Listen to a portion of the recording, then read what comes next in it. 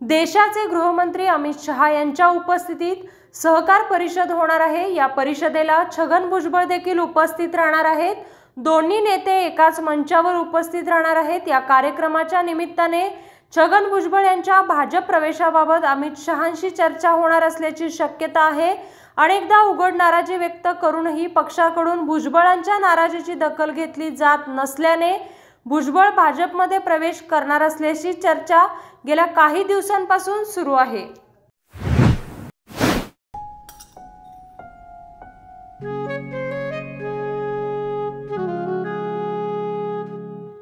बाबा, आज येताना बासुंदी घेऊन या ना। अगं, कालच आपण आईचा वाढदिवस होता म्हणून आणली होती ना। ऐकलं, गोकुळची बासुंदी पुन्हा खावीशी वाटतेय।